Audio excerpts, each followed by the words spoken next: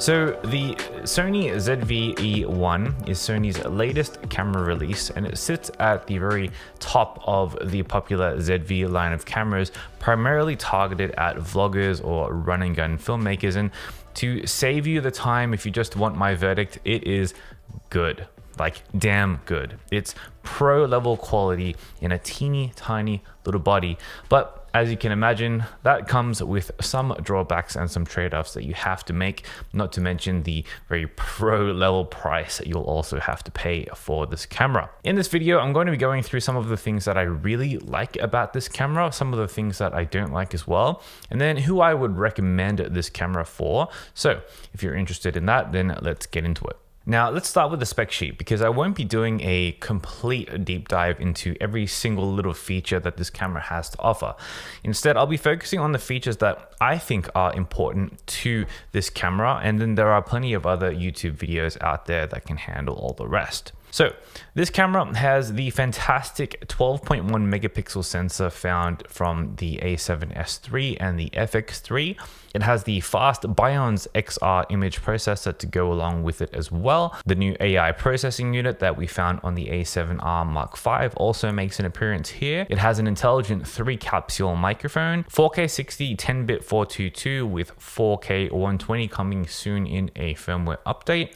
S-Cinetone, S-Log, and built-in LUT previews, a brand new stabilization feature called Dynamic Active Mode, which we definitely need to talk a lot about. New features like multiple face recognition, a cinematic vlog feature, auto framing, and a bunch of other software improvements, all wrapped up in a body that is smaller than an A7C and weighs just 483 grams with the battery and SD card in there as well. So this video is actually sponsored by Sony, and I was commissioned to make this video about this camera, but they don't have any input about what I'm about to say about this camera. They don't get to see this video review, or they don't get to give me feedback before this video comes out or anything like that. But you know, honestly, while I do love Sony products and I am affiliated with them, I hope you know that I wouldn't just blindly recommend anything that, you know, I wouldn't personally use. And I think that because I am so familiar with all of the Sony products and have spent a lot of time in the field actually using them and traveling with them rather than, you know, sitting in a room or in a house or in a backyard just talking about them, I think I have a pretty good idea about who this camera is for and what use cases would be most relevant to them. I mention all of this because Sony actually took us and a bunch of other Australian creators to about a dozen different locations across Japan. So we went to Mount Fuji and explored Tokyo and really started to put this camera to the test, and it gave me a really good idea about what this camera is good for and what it is not good for. So to start on a positive note, let's talk about the big things that I think that the Sony ZV-E1 gets absolutely right. Now, I've shot a lot of both video and photo on this camera in most lighting conditions, you know, street, landscape, portrait settings, and I don't really know what else to say that I haven't already said in my review of the A7S III 2.5 years ago, but the sensor is incredible. I mean, you know, the ZV-E1 shares the same fantastic 12 megapixel sensor as the A7S III and the FX3. So what you're getting here is the same fantastic low light capabilities, the same 15 stops of dynamic range, all of the video features you could ever need, and the stills performance that is truly top tier and hangs out with the big boys in the Alpha 7 series of cameras. This is a shot of Steph at Team Lab here in Tokyo. Super dark, but it was shot at ISO 16,000. Yeah, 16,000, right? 1,000. And it's crispy. And it's not all that noisy. And honestly, I could totally push this up to ISO 25,600 and still be happy with the results.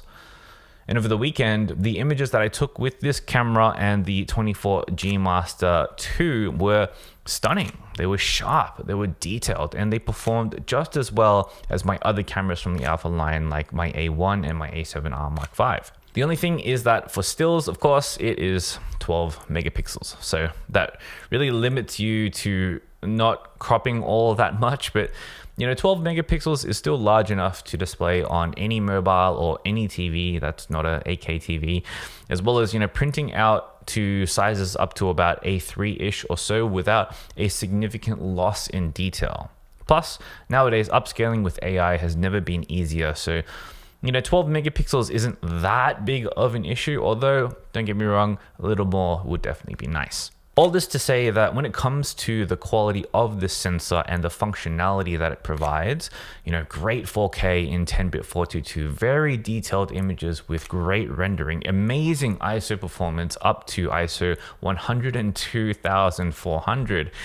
The quality you get out of this camera is truly top tier. And that for me is the number one most important thing to check off when evaluating any camera. The next thing is stabilization. And usually I wouldn't make such a big deal out of stabilization, but the stabilization gains Sony have made here are truly amazing. And the ZV-E1 has the best stabilization features out of any Sony camera right now, and it is a great sign of things to come. All of this is made possible with the new feature called Dynamic Active Stabilization.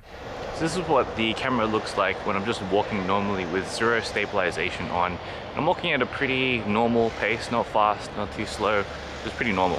And then this is the same shot but with just regular stabilization on, just the normal in-body stabilization. This is the same shot again with both the stabilization and the active mode turned on, so just a little bit of a crop. I'm also shooting this at 16mm, but I haven't stopped the pace of my walking the entire time. All right, and this is an example of the new dynamic active mode, the new stabilization mode from the ZV-E1, and it's kind of amazing, isn't it? So obviously the crop is a little bit more savage.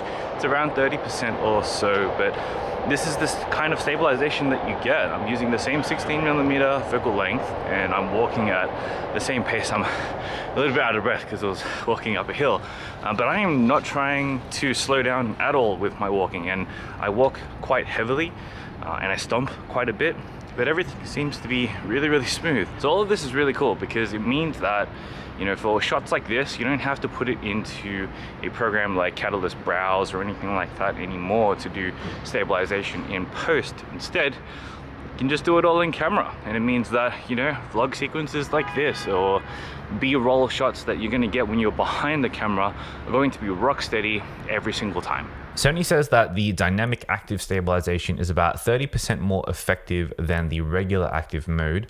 And to be honest, it really impressed me for both vlog and B-roll scenarios. And it certainly beats having to put the video through Catalyst Browse every single time you want something super gimbal-like. Typically, a faster shutter speed is better than a slower one. I recommend anything above 1/200th of a second for the best results, which is very similar to what you would do if you had a Catalyst Browse workflow. The ZV-E1 is Sony's smallest full-frame interchangeable lens camera, and it's smaller than the A7C and definitely quite a bit smaller than the bigger Alpha full-frame cameras. Now, I'm personally a big fan of smaller, lighter cameras, especially because as a traveler, every single gram counts, and every single gram in my bag has to carry its own weight in some way. But overall, I find that the size of the ZV-E1 is great. And even though I have bigger hands, I find that the texture around the grip is fantastic, and the size is perfect too. My pinky finger doesn't slide off the end like that. It's perfect. And having such a powerful camera in such a light package is so refreshing. With this new body, Sony have done a couple of different things with the arrangement and the configuration of the buttons. So now the power slider is actually to the right of the zoom function and the shutter button. And that took a little bit of time to get used to, if I'm honest. But to me, at least, it makes a lot of sense now that I have adjusted to it all. But one thing that I wanted to call out that I absolutely adore in this camera is the switch between stills, video, and S&Q. I personally think that this implementation is the best configuration for me because my shooting mode is typically stuck in manual all of the time anyway. So flicking between stills and video without having to look at the dial every single time in this way has been such a fast experience, which is definitely what you want as a hybrid shooter. The menu button has also changed positions as well to being next to the dial, and everything is just really well spaced out for one-handed shooting. as a bit of an improvement to the UI for this model, Sony have also adopted side buttons on the touchscreen, which are handy and look really cool, but I personally don't use because, I don't know, I guess old habits die hard, and I still prefer to use the physical buttons. But, you know, if you don't want them, you can just swipe them away or swipe them in to if you do want them. And overall, I think, you know, there's such a nice combination of usability features with this camera that, you know, I really enjoyed using it every single time I picked it up. And, you know, for video, I found myself reaching for this camera over any of my other Alpha cameras purely for its usability. From there, and for my use cases as a full-time travel creator, it's kind of like, you know, what else do you need, right? When you have fantastic image quality on both video and on stills, you've got excellent stabilization on the video, all wrapped up in a tiny body that weighs less than half of its counterparts. What more could you ask for? Well, there are also a bunch of features that I didn't even cover that are brand new or also included in this camera that really take this camera to the next level. So things like the AI processor and autofocus from the recent A7R5. The object detection on this camera is incredible, and it makes me kind of mad about owning an A1, to be honest. This camera also has multiple face recognition so that when another person comes into the scene, it automatically changes the aperture to increase the depth of field to accommodate for 2 people. Now, this feature doesn't really interest me because I prefer to do it myself manually, so I didn't test it, but it is cool nonetheless. The ZV-E1 also has a new cinematic vlog setting where the camera adds black bars to the top and the bottom of the frame in a 2.35:1 aspect ratio, and then it locks the frame rate to 24 or 25p, and then applies a look to the footage in the form of a cinetone or other new looks like clean, chic, fresh, and mono, as well as 3 other moods. It's a quick way for newer vloggers to get the cinematic look straight away. Again, not really a feature for me personally, but I can see this feature saving time on the workflow of many creators out there. The ZV-E1 also has a new auto framing feature where it tracks the subject and crops into the frame and locks on that subject, ensuring that it is always in focus. And this is a great feature for solo creators. You can just chuck the camera on a tripod and it'll always be focused on you. And then there's the new time-lapse settings, the 4K 30 live streaming, and intelligent 3-capsule mic system. Like, what more could you want? You know, they really threw in the kitchen sink with this camera. And of course, this all comes at a price, and this is where we start to get into the part of the video where I outline some of the things that I don't really like about this camera. And the first one is that this thing is expensive for the target audience, and there's a lot to unpack there. So this camera is going to cost $2,199 USD or 3,799 AUD. This is roughly a little bit more than $1,000 less than the A7S III and a couple of $1,000 less than the FX3. Now, seeing as the ZV-E1, the A7S III, and the FX3 all share the same sensor, but they're wrapped in different bodies, when you put it in this perspective, the price isn't too bad, right? Especially since it's all top of the line tech that's here. And for the most part, it's just the ZV-E1 that receives all the new updates like the dynamic active stabilization, the AI autofocus, and all those other fun features. However, when considering the rest of the ZV line, where the closest camera to this camera is the APS-C version of it, the ZV-E10, which costs just 799 USD or 1,199 AUD, that's going to be a tough pill to swallow for most people. This camera costs twice as much as the ZV-E10, and that to me puts this camera in kind of a weird place. It's not quite pro level pricing, and it's not quite beginner friendly pricing either. And I can't really continue without factoring in the other issue that I have with this camera, which is the intended audience for it. Now, this camera is in the ZV line, which is a line targeted at vloggers, and the sensor tech is all pro level tech, right? The features are a bit of a mix between pro level features like 10-bit 422, AI autofocus and auto framing, and then beginner friendly features like easy cinematic vlog mode and intelligent mics and the new UI for easy touchscreen use. So who is it for? Is it for a pro who wants something run and gun? Or is it for a beginner who wants the best of the best but doesn't really know how to make the most out of the gear? As a pro, my experience using it was such that I immediately turned off things like the auto background defocus mode and the soft skin effect. And I didn't even bother with things like the cinematic vlog mode because I would much rather do those things in post. At the same time, for a beginner or even a seasoned vlogger, I wonder if most people could even justify paying over twice the price of other ZV models for something like this, especially when they may not know how to get the most out of the tech that they might be paying for. Yeah, I don't know. It's an interesting space. And, all I know is that this camera has a hell of a feature set with the price tag to match. And I guess price is relative to everyone and their own circumstances. Now, the last thing I want to talk about is heat management. Now, one of the big compromises you have to make when considering this camera is that it is very difficult to manage heat effectively in such a tiny body. And as such, this camera can't do sustained video for very long periods of time.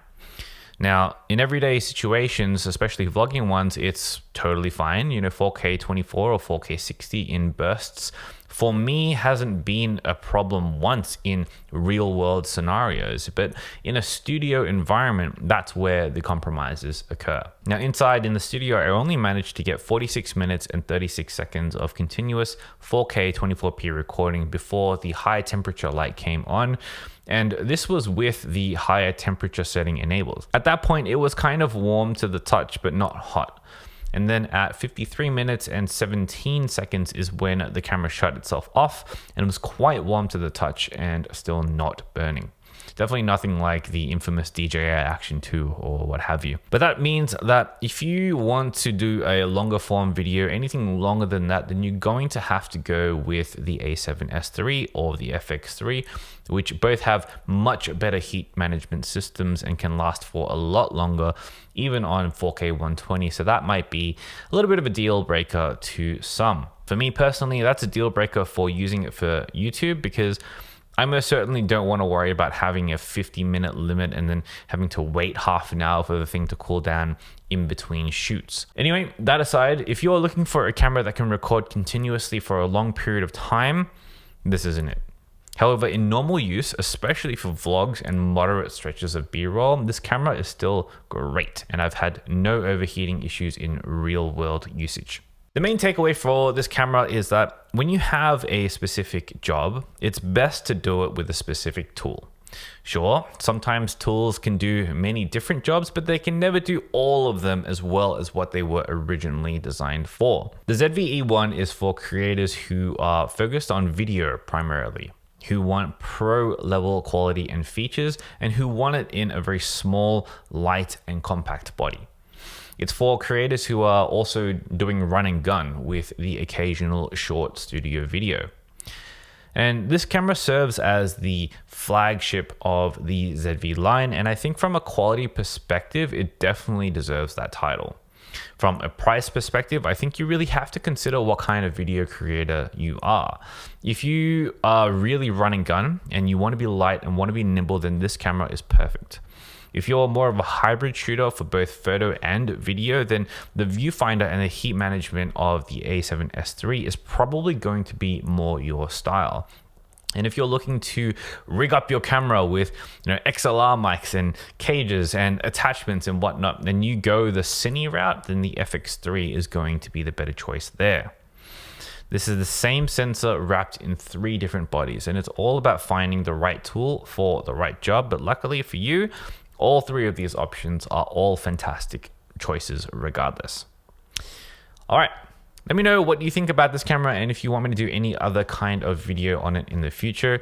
And if you're still researching, then perhaps you might want to check my A7S III video right here for a comparison of the more photography side of things. But otherwise, get out there and make something that matters. Peace.